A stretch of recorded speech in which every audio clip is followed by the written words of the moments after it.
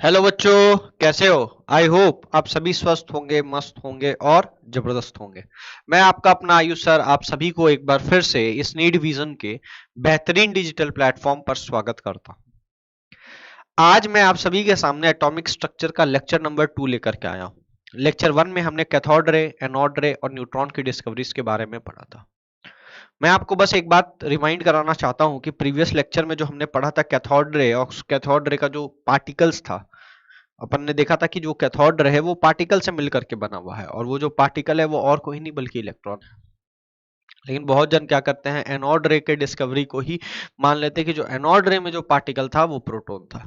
नहीं भाई, एनोड रे का जो पार्टिकल है वो क्या है? वो गैस, वो पॉजिटिवली चार्ज्ड आयंस है, वो प्रोटॉन नहीं है। तो इसीलिए हाँ, ये बात जरूर क्लैरिफाई हुआ एनोड रे की डिस्कवरी के बाद कि हाँ, कोई ना कोई पॉजिटिवली चार्ज पार्टिकल अंदर में मौजूद है। लेकिन ये बात क्लैरिफाई नहीं हो पा रही थी कि वो पॉजिटिवली चार्ज प्रोटॉन है कि नहीं है। ऐसा कोई नाम एनोड रे के डिस्कवरी के बाद ई गोल्डस्टीन साहब ने नहीं दिया था। तो ये बात क्लियर होना चाहिए आगे की थ्योरी जो आज अपन पढ़ने वाले हैं उसके लिए। हाँ, हमने न्यूट्रॉन का डिस्कवरी भी देख लिया, लेकिन जो अभी अपन दो तीन एटॉमिक मॉडल्स देखने वाले हैं और एटम का जो मॉडल आया उसका हिस्ट्री के बारे में पढ़ने वाले हैं इस केमिस्ट्री में।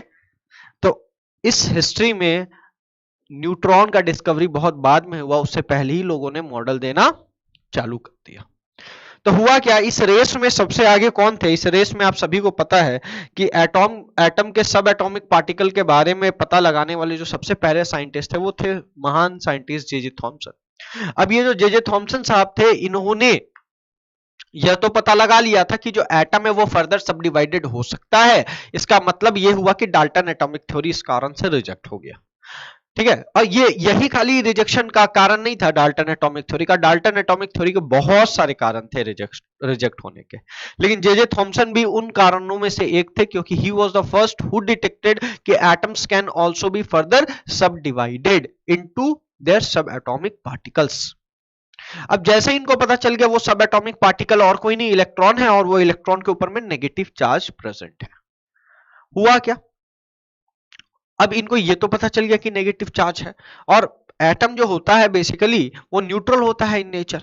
और एटम अगर न्यूट्रल इन नेचर है और इलेक्ट्रॉन एक नेगेटिवली चार्ज पार्टिकल है, तो ये सोचे कि जरूर वो एटम के अंदर कोई ना कोई पॉजिटिवली चार्ज पार्टिकल भी मौजूद होगा। हाँ, ये बात अलग है कि इनको प्रोटॉन के बारे में कोई जानकारी नहीं थी। इनको प्रोटॉन के बारे में कोई भी जानकारी नहीं थी, लेकिन यह तो बात क्लियर थी इनके दिमाग में कि हाँ, कोई ना कोई पॉजिटिवली चार्ज पार्टिकल मौजूद है जो एटम को न्यूट्रल बनाने का काम करता है।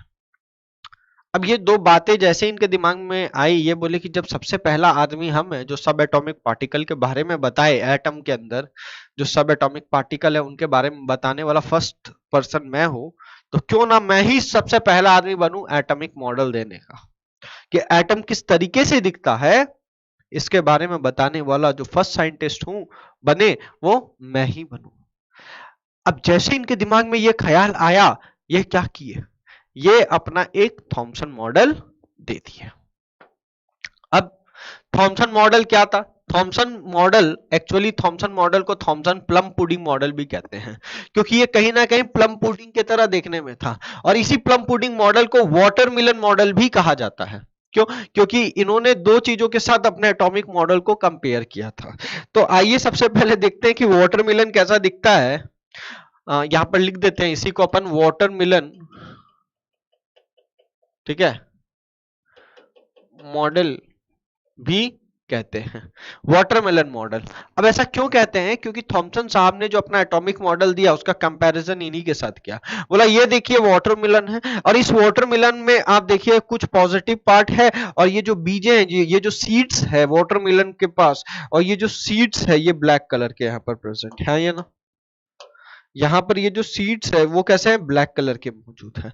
तो इन्होंने कहा कि एटम का जो मॉडल है, एटम जो दिखने में नजर आता है वह कुछ इस तरीके का ही नजर आता है। एटम में भी ये जो पॉजिटिवली ये जो लाल कलर आपको नजर आ रहा है, एटम के मॉडल में भी मान लीजिए ये अगर एटम है,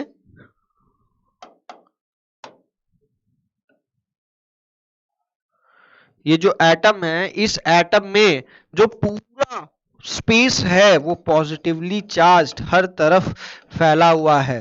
ठीक उसी तरीके से जिस तरीके से यहां पर ये रेड कलर वाला जो पार्ट है वाटरमेलन में फैला हुआ है, ठीक उसी तरीका से एटम के अंदर भी जो पॉजिटिवली चार्ज पार्टिकल है इस रेड कलर वाले पार्ट के तरह पूरे तरीके से फैला हुआ है। या फिर आप ऐसा समझ सकते हैं कि ये जो पॉजिटिवली चार्ज पार्टिकल है, ये जो प्लम पुडिंग में जो पुडिंग है, जो पुडिंग आपको नजर आ रहा है, ये पुडिंग पार्ट, तो ये जो पुडिंग पार्ट है, जिस तरीका से ये पुडिंग पार्ट यहां पर प्रेजेंट है, ठीक उसी तरीका से पॉजिटिवली चार्ज पार्टिकल्स जो है वो यूनिफॉर्मली डिस्ट्रीब्यूटेड है। कहां पर?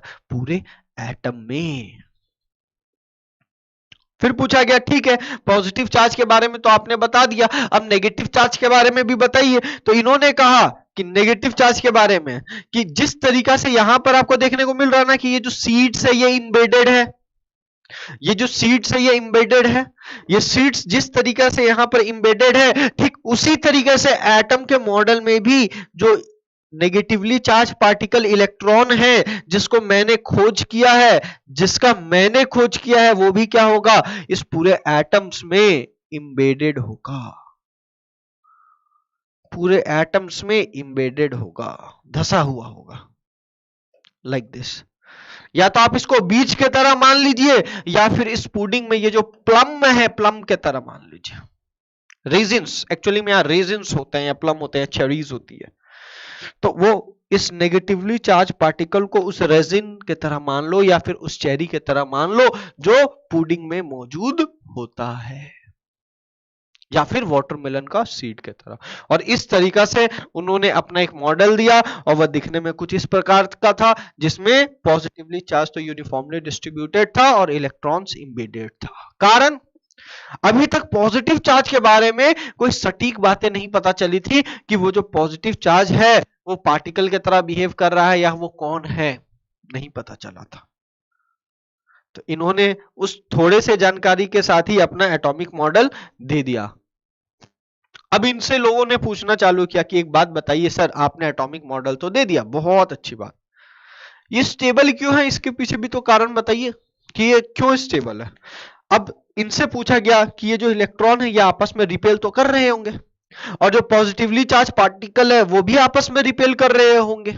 हाँ, वो बात अलग है कि पॉजिटिव और नेगेटिव चार्ज के बीच में अट्रैक्शन हो रहा होगा, मतलब एटम के अंदर दोनों तरीके के फोर्सेस एग्जिस्ट कर रहे हैं, फोर्स ऑफ अट्रैक्शन भी एग्जिस्ट कर रहा है और फोर्स ऑफ रिपल्शन भी एग्जिस्ट कर रहा है। अब जब दोनों तरीके के फोर्सेस हैं तो आप कैसे कह सकते हैं कि कौन सा फोर्स ज्यादा और एटम क्यों स्टेबल है? तो जे थॉमसन ने इस सवाल का बड़ा ही प्यारा जवाब दिया और कहा कि भाई साहब, आपको एक बात पता है ना कि ये जो एटम है ये इलेक्ट्रिकली न्यूट्रल है। पहली बात तो इलेक्ट्रिकली न्यूट्रल है, तो इससे एक कंसेप्ट इन्होंने निकाला। पहला पॉइंट जो इन्होंने लिखा वो क्या लिखा कि जितना पॉजिटिव चार्ज है उतना ही नेगेटिव चार्ज होगा किसी एटम में। अब ये बात किस चीज को बता रहा था? इलेक्ट्रिकल न्यूट्रलिटी को, ठीक है, इलेक्ट्रिकल न्यूट्रलिटी को। फिर दूसरा बात बोला कि ठीक है मैं मानता हूं कि पॉजिटिव और पॉजिटिव के बीच में रिपल्शन हो रहा होगा, नेगेटिव और नेगेटिव के बीच में रिपल्शन हो रहा होगा, लेकिन पॉजिटिव और नेगेटिव के बीच में अट्रैक्शन भी तो हो रहा होगा। और जो कि ये एटम दोनों पार्ट से मिलकर के बना हुआ है, इसका ये मतलब निकलता है कि ये अलग अलग तो नहीं है, इसी में पॉजिटिव पार्टिकल भी है, इसी में नेगेटिव पार्टिकल भी है। और हाँ, ये बात को मैं मानता हूं कि अट्रैक्शन भी प्रेजेंट है और रिपल्शन भी प्रेजेंट है, लेकिन नेट फोर्स ऑफ अट्रैक्शन जो होगा वो नेट फोर्स ऑफ रिपल्शन के मुकाबले ज्यादा होगा, तभी ये एक साथ संगठित हैं, अदरवाइज ये संगठित नहीं रह पाते। अगर ये एक साथ प्रेजेंट है तो जरूर इनमें प्यार ज्यादा है, और प्यार ज्यादा है तभी ये एक साथ है और ये पूरे एटम को फॉर्म कर रहे हैं। तो यहां से ये बात क्लियर हो गई कि ये क्यों स्टेबल है, ये क्यों एक साथ रह रहे हैं। अब फिर सवाल उठता है कि जे थॉमसन ने ये मॉडल दे दिया तो फिर यही मॉडल चलना चाहिए, इसमें गलती क्या निकल करके आई? तो इसमें जो गलती थी वो आगे चल करके जब रुदरफोर्ड साहब ने एक अल्फा रे एक्सपेरिमेंट किया, जिसको रुदरफोर्ड अल्फा रे स्कैटरिंग एक्सपेरिमेंट भी कहते हैं, जो कि रुदरफोर्ड न्यूक्लियर एटॉमिक मॉडल का एक पार्ट है। अब ये भाई साहब जो रुदरफोर्ड है, इन्होंने एक अल्फा रे स्कैटरिंग एक्सपेरिमेंट किया। एक्चुअली ये रुदरफोर्ड साहब जो थे, ये अपने दो स्टूडेंट, एक जीजर था और एक मार्सटन था, ये दो इनके पीएचडी स्टूडेंट्स थे। ये दो पीएचडी स्टूडेंट्स के साथ ये एक्सपेरिमेंट्स को परफॉर्म कर रहे थे, जिसका नाम था अल्फा रे स्कैटरिंग एक्सपेरिमेंट। अब इस एक्सपेरिमेंट को जब ये परफॉर्म कर रहे थे, तो रुदरफोर्ड साहब ने इनको कहा कि इस एक्सपेरिमेंट को मैं सेटअप कर देता हूं और तुम एक काम करना, किसको, अपने स्टूडेंट को कहते हैं कि तुम इसका ऑब्जर्वेशन लेना और उस ऑब्जर्वेशन को लेकर के मेरे सामने आना, मैं उस ऑब्जर्वेशन से कंक्लूजन ड्रॉ करूंगा और उस कंक्लूजन के हेल्प से मैं अपना एक मॉडल दूंगा। हाँ, मॉडल के बारे में उसको नहीं बताया था, हाँ ये जरूर बोला था कि आपका एक काम है कि आप इस ऑब्जर्वेशन को लेकर के हमारे सामने आइएगा। क्योंकि रुदरफोर्ड भाई साहब वो टीचर थे, किसके, जीजर और मास्टर से। वो खड़ा होकर के देखते तो नहीं रहते, एक एक पॉइंट को नोट नहीं कर रहे होते, कितना रह गया कितना नहीं गया, सब कुछ इतना ऑब्जर्वेशन नहीं कर रहे होते। भाई सीनियर साहब है, सीनियर का तो कुछ हक बनता है ना भाई अपने जूनियर के ऊपर। तो सीनियर साहब ने अपना काम किया, एक्सपेरिमेंट्स को सेटअप तैयार कर दिया। और रुदरफोर्ड साहब का एक खास बात था, रुदरफोर्ड साहब जो थे वो एक्सपर्ट थे, पता है, सेटअप तैयार करने में एक्सपेरिमेंट्स के लिए। और साथ ही साथ इनका मैथमेटिक्स भी बहुत स्ट्रांग था। इनका मैथमेटिक्स, या कह सकते हैं मैथमेटिकल कैलकुलेशन का इनका कोई जवाब नहीं था। मतलब कोई जवाब नहीं कहने का मतलब इतना शानदार था कि पूछो ही मत। मैथमेटिकल कैलकुलेशन इनका शानदार था। बात कर लो एक्सपेरिमेंट सेटअप्स का, उसमें ये माहिर थे। मतलब शानदार, जबरदस्त, जिंदाबाद, जो कहना कह लो, इतना शानदार था कि पूछो ही मत। अब रुदरफोर्ड साहब ये सारी चीजों में माहिर थे, तो ये एक्सपेरिमेंट करने में बहुत ज्यादा विश्वास रखते थे। अब जे थॉमसन साहब ने तो कोई एटॉमिक मॉडल का एक्सपेरिमेंट नहीं किया, बस एक ही एक्सपेरिमेंट किया था, कैथोड रे। और उस कैथोड रे से ये पता कर लिया था कि हाँ एक नेगेटिवली चार्ज पार्टिकल है, और उसी के बेसिस में अपना एक मॉडल दे दिया। लेकिन रुदरफोर्ड साहब भाई एक्सपेरिमेंट में काफी विश्वास करते थे, और विश्वास करते थे तो उन्होंने क्या किया, अल्फा रे स्कैटरिंग एक्सपेरिमेंट किया। अब उसके लिए इन्होंने क्या किया, इन्होंने पीछे में एक डिटेक्टिंग स्क्रीन लगा दिया, जिसको अपन कह सकते हैं फ्लोरोसेंट स्क्रीन। मैंने आपको एक लाइन बताया था, फ्लोरोसेंट एंड फॉस्फोरोसेंट, फ्लोरोसेंट एंड फॉस्फोरोसेंट। बहुत जन फॉस्फोरोसेंट को समझते हैं कि फॉस्फोरस फॉस्फोरोसेंट प्रोड्यूस करेगा। तो एक बात क्लियर होना चाहिए दिमाग में कि phosphorescent is a phenomena which is not shown by phosphorus. Phosphorus के कारण किसी भी तरीका का फॉस्फोरोसेंट जैसा फेनोमेना नहीं दर्शाया जाता है। ठीक, अब फ्लोरोसेंट और ये फॉस्फोरोसेंट क्या है। फ्लोरेसेंस उसको कहा जाता है जब कभी भी कोई इनविजिबल रेडिएशन या इनविजिबल लाइट कह सकते हो, जब इस तरह के मटेरियल पर जाकर के स्ट्राइक करती है तो वो ग्लो करता है। और फॉस्फोरेंस में क्या होता है, वो ग्लो तो करता है, और जब वो लाइट उस पे पड़ना बंद हो जाए उसके बाद भी वो थोड़ी देर तक ग्लो करता रहता है। यह है फॉस्फोरेसेंट मटेरियल। तो यहां पर फ्लोरेसेंट मटेरियल का यूज किया गया था, जिसका नाम था ZnS, ले सकते हो या और भी कुछ मटेरियल का इस्तेमाल कर सकते हैं। इन दोनों में से किसी एक तरीके का, या तो फ्लोरेसेंट मटेरियल का इस्तेमाल कर सकते हैं या तो फॉस्फोरेसेंट। तो यहां पर पीछे में एक डिटेक्टिंग स्क्रीन लग गया। अब यहां पर क्या किया गया, ये एक लेड चैम्बर था जिसमें रेडियो एक्टिव मटेरियल को रखा गया। वो रेडियो एक्टिव मटेरियल कौन था, पोलोनियम था। कौन था, पोलोनियम था। अब ये पोलोनियम के थ्रू, पोलोनियम क्या कर रहा था, पोलोनियम अल्फा पार्टिकल प्रोड्यूस कर रहा था। पोलोनियम क्या कर रहा था, जल्दी से बताना, अल्फा पार्टिकल प्रोड्यूस कर रहा था। अल्फा पार्टिकल किसको कहते हैं, He2+ आयन को कहते हैं। अल्फा पार्टिकल किसको कहते हैं, He2+ आयन को कहते हैं। अब ये जो अल्फा पार्टिकल था, इस अल्फा पार्टिकल से इस गोल्ड फॉइल पे स्ट्राइक कराया गया और उससे रिलेटेड ऑब्जर्वेशन को कंक्लूड किया गया। अब गोल्ड फॉइल जो था वो बहुत ही थिन था। अब सवाल उठता है, सर गोल्ड फॉइल जो था वो बहुत ही थिन था, बहुत ही थिन था, लगभग 10⁻² एंगस्ट्रॉम जितना थिन था, 10⁻² एंगस्ट्रॉम जितना थिन था। किसी किसी किताब में 0.0000004 सेंटीमीटर भी लिखा हुआ होता है। तो ठीक है, बहुत ही थिन लिया गया। अब सवाल उठता है सर गोल्ड फॉइल ही क्यों लिया गया, इतना सारा मटेरियल है। क्योंकि गोल्ड फॉइल का मेलिबिलिटी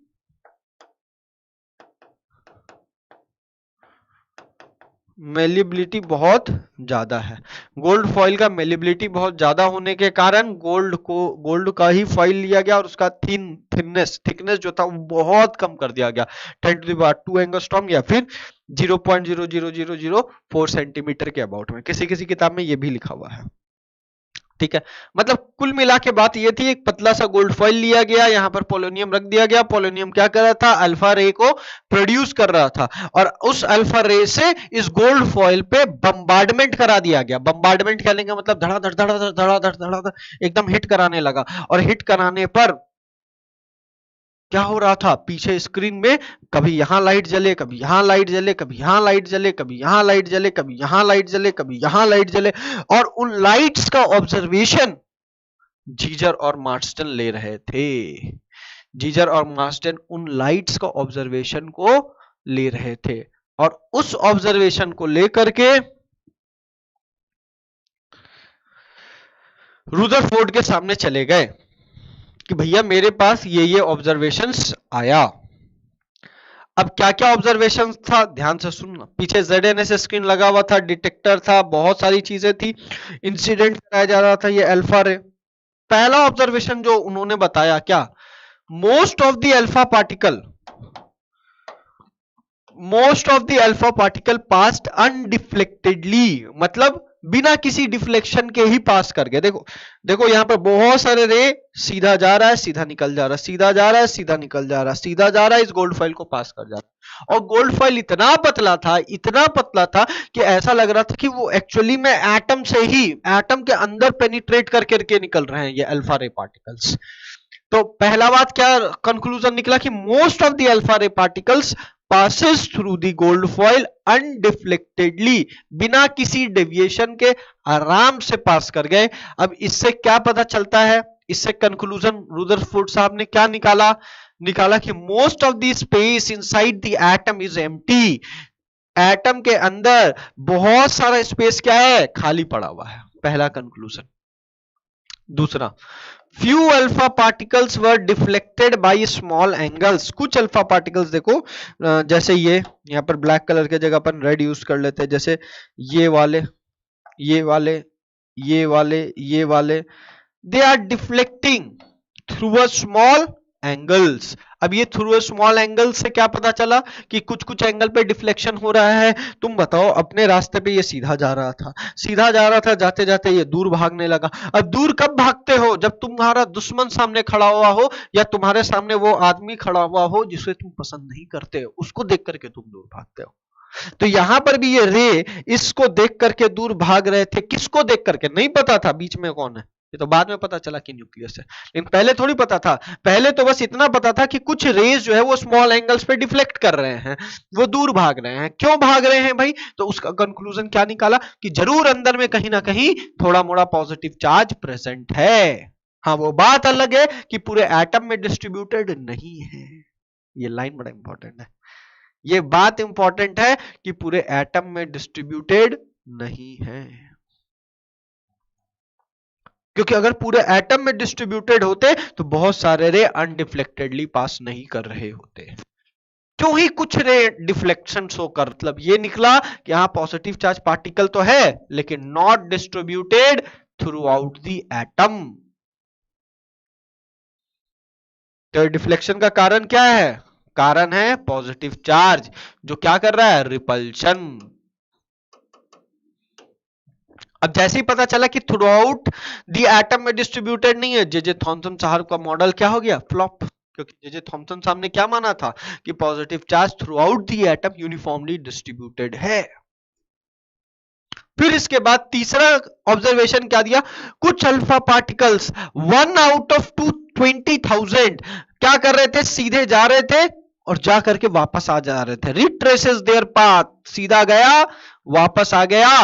रिट्रेसेस देयर पाथ मतलब क्या, 180 डिग्री पे वापस से रिफ्लेक्ट बैक कर गया। ये तभी पॉसिबल है, रिपल्शन तो हो रहा होगा लेकिन एकदम जा करके सीधे वापस कब आ जाएगा, जब सामने वाला जो टकराने वाला था वो बहुत हैवी हो, बहुत वजनदार हो।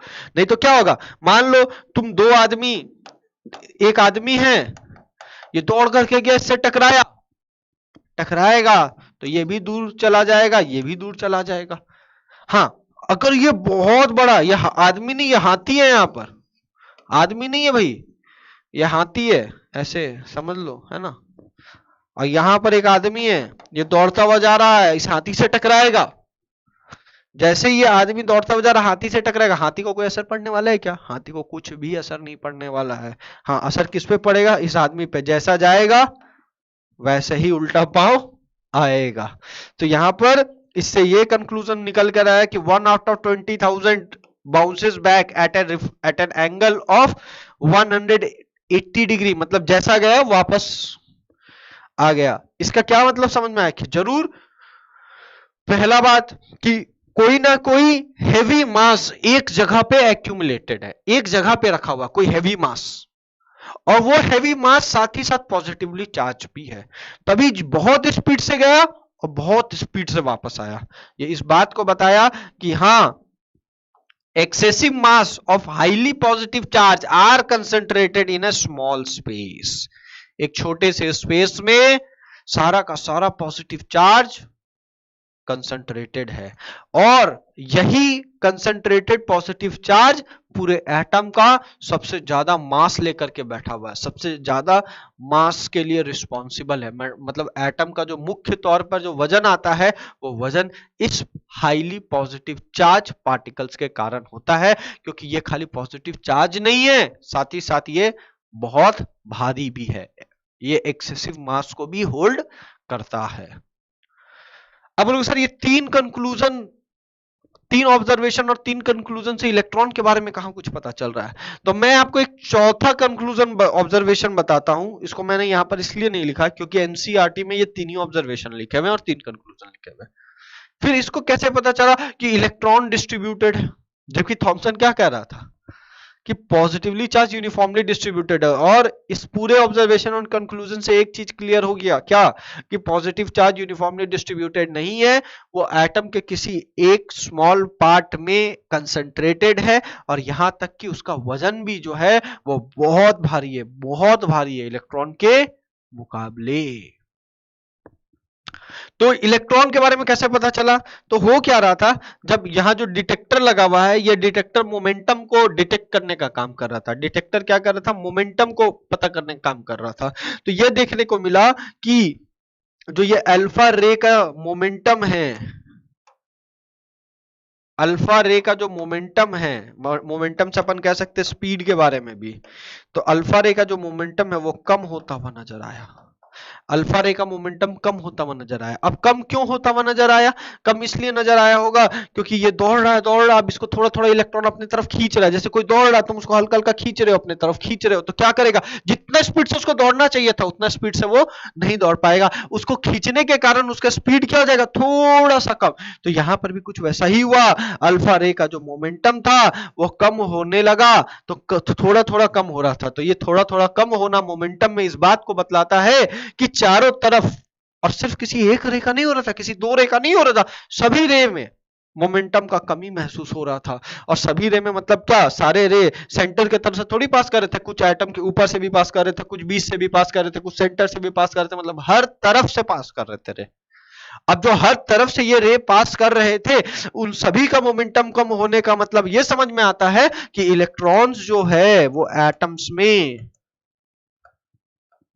यूनिफॉर्मली डिस्ट्रीब्यूटेड होता है।